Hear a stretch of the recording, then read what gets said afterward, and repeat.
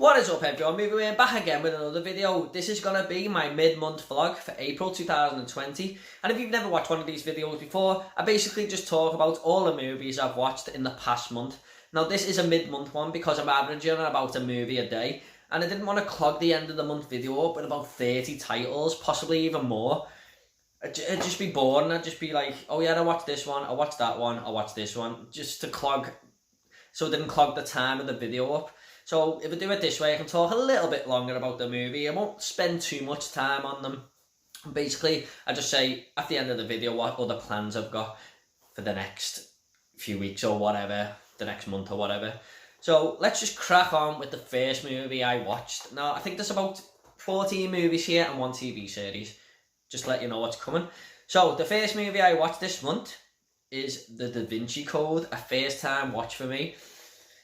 I did not like this movie, guys. It just was not for me. I know a lot of people do like it. It's just heavily religious focused, and that's just not for me at all. You know, it ruined The Godfather 3 for me, how much religious focus there was there.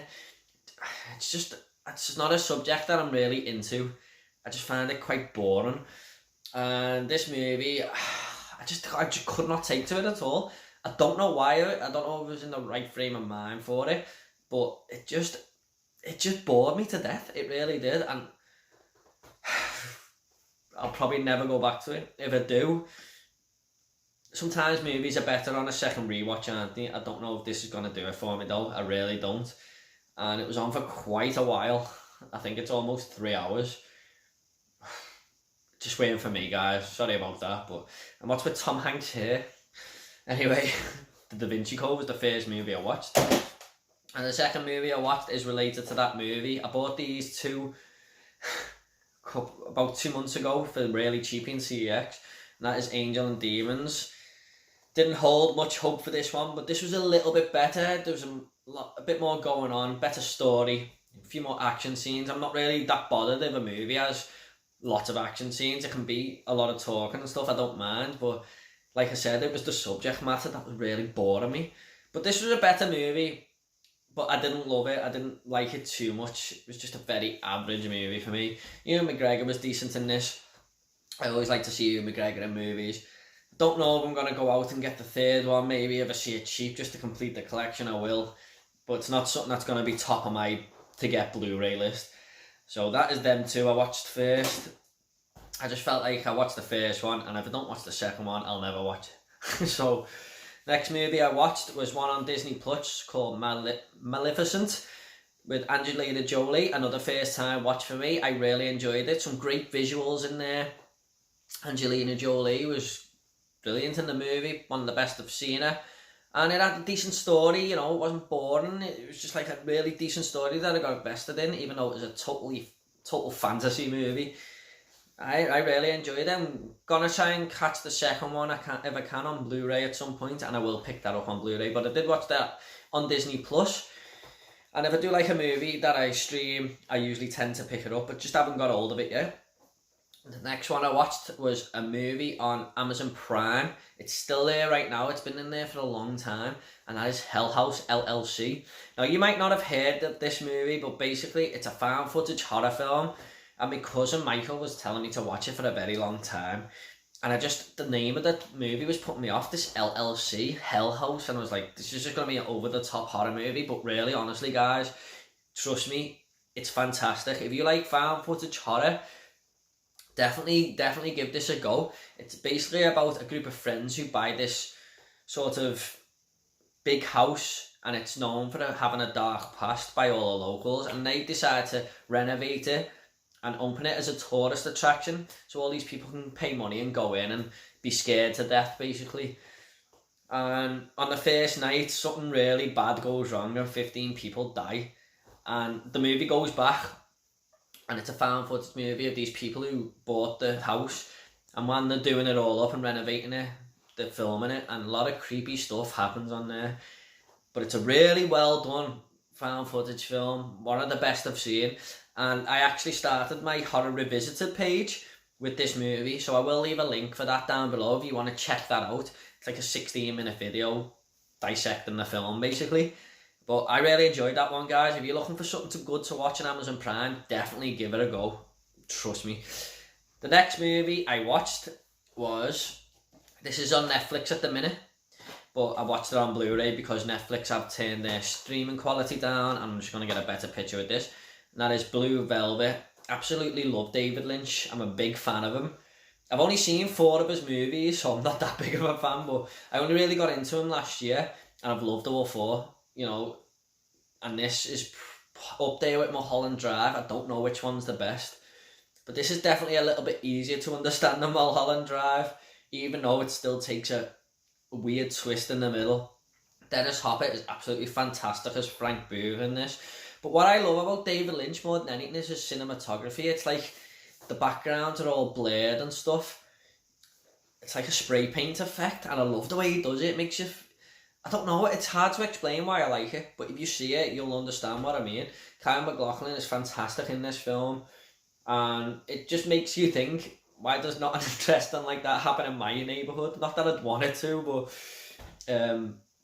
yeah, it's just like basically Kyle MacLachlan finds this ear in a field, and he wants to find out more about where it come from, like a severed ear, and he talks to the local detective, and they don't want to tell him any more about the case, so he decides to do it along with his newfound girlfriend, basically played by Laura Dern. You remember her off Jurassic Park.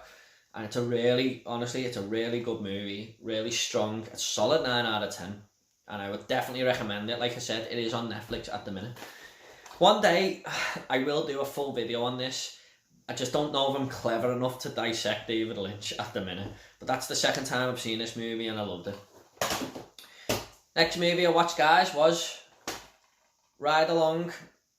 Something a bit easier on the eye to watch. No, something you don't really have to think too much about. This was a first time watch for me. I got this for £1 in Poundland a long time ago, before they became £2, and I just thought to grab it, and I finally got round to it, and I really liked it. Every time I see Kevin Hart in a movie, he just makes me laugh so much. He's like, guy's hilarious, and the little chemistry these two have got going on is just so funny. It's if you just want something to sit back to, not think too much about, and relax, Ride Along is definitely a good movie to watch. It's just the usual buddy cop type movie. They've got to take down some drug dealers. But I loved it. Ice Cube, really, he's always giving Kevin Hart shit. And Kevin Hart doesn't like it. He'll always argue back. Like a little chihuahua always biting back at him. But I really enjoyed this one, guy. Next movie I watched was another one on Disney Plus, and that was Mulan, a first time watch for me. I was very surprised how good this movie was. Definitely in the mood for the movie now, whenever it eventually comes out. It was meant to be this month. I think that's what made me watch Mulan. Just to give you that little fix that I needed, basically, because I'm not going to go and see the movie this month because it's not on the cinema. So I watched the animated version, and I really liked it. It was a really enjoyable movie. Highly recommend. You know, if you definitely get you in the mood for the live action version when it comes out. Most of you have probably seen Mulan. Next movie I watched was one I picked up this month. This will be in my DVD and Blu-ray update at the end of the month, and that is 10 Cloverfield Lane. I was so surprised at this film. It was fantastic. You know, I loved it. John Goodman and Mary Elizabeth Winstead, who I've always got time for, by the way, after watching Fargo Season 3, were fantastic. Brilliant performances. This is basically Mary Elizabeth Winstead wakes up after a car accident, and she finds herself in John Goodman's cellar or bunker that he's made for when the world ends, and he's saying, you can't go out there, the air is contaminated, trust me, you can't go out. And basically she's locked down there with him and this other character, and she doesn't know if he's crazy or telling the truth. But honestly, this is a fantastic film. I think it's very loosely related to Cloverfield, but I didn't see any connection there. I read up online about it, but there was not really a big connection for me. I don't know if this is a comic book thing or whatever, but I think Cloverfield diehardists will tell you that you need to watch the first one first to watch this, but you don't. Next movie I watched, and this was a massive surprise for me. I just threw it on it thinking this will be an easy watch, but it was so well done, and that is Batman versus the Teenage Mutant Ninja Turtles. Amazing, absolutely amazing. It's more intended for adults, but it's a 12, but there's quite a bit of violence and stuff in here. Amazing, honestly, it was fantastic. I loved every minute of it. As soon as the music kicked in from the first few moments of the film, I knew it was going to be good. And there's so many funny moments, and Batman's such a great character in this, and Robin and Batwoman are in this as well, along with the Turtles, and they take on nearly every villain in Gotham along with the Shredder. It's fantastic, honestly. If you're a fan of Batman or the Turtles, even when you were a kid, this will bring back a lot of memories. I'm gonna grab more of these animated Batman movies from now on. I know a few have come out in the last few years, but I've watched this and The Killing Joke and loved both of them, but this was better than The Killing Joke. I loved it. I highly recommend that you watch that. That'll probably be my pick of the month if you want me to pick one, or pick of mid-month. I would absolutely watch this again. I loved it. Next we have Ride Along 2, another one that'll be in my Blu-ray and 4K update at the end of the month, because I've only just bought this. After watching the first one, I seen it really cheap on Music Magpie, so I grabbed it. Not as good as the first, but still an enjoyable movie, you know, just an average 3-star out of 5 movie, basically. It's same old. They don't go for anything too new here. They introduce a bit of a female character who works with them, but that's about it. And I enjoyed it. Not as strong a story, not as funny, but still has its moments. So yeah, Ride Along 2, that was a decent movie though. The next, not movie I watched, this is a TV show, and that was Blood Ride on Netflix, which is new to Netflix. Sorry about that. I think it's just come in the past month or so. And this is basically an anthology series of 6 horror stories. They're not connected, obviously, because it's an anthology, and they're only like 25-minute stories. Now, the show isn't anything great, but it's a lot of fun, basically. It's not very amazingly well made. The dubbing isn't great. I think it's Swedish. Please correct me if I'm wrong on that. And the acting isn't anything special, but I really enjoyed watching each episode. You know, they were all some very unique stories in there, original stories, and I had a lot of fun watching these. And there's only 6 of them, and there's 25-minute episodes, and I had a lot of fun watching them. I hope they make another series. I would recommend it if you're looking for something easy to watch and you like horror. You know, it's decent. The next movie I watched was, I've seen this about 10 times, 20 times even now, and that is Rise of the Foot Soldier. And the reason I watched this is because, one, my fiance hadn't seen it, so I thought she might like it.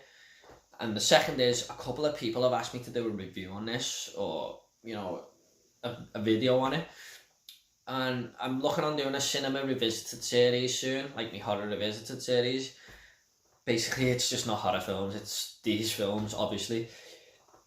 It's just normal, any other genre apart from horror. So what I'm going to do is a video on this in the next couple of days or the next couple of weeks. I'm working on my review at the minute, and you know, I've got a lot of things I want to say about it. But I think this is a misunderstood movie by some people. Some people won't give it a go. But it's also gained a bit of a cult status here in Britain. And it's such a rewatchable film, you know, I could watch this anytime. Not as good as what I used to remember, but it's still a very good film. Lots of violence in there, and it's a true story as well. Basically about this guy who's a football hooligan and then goes on to be this doorman and then get involved in drugs and stuff.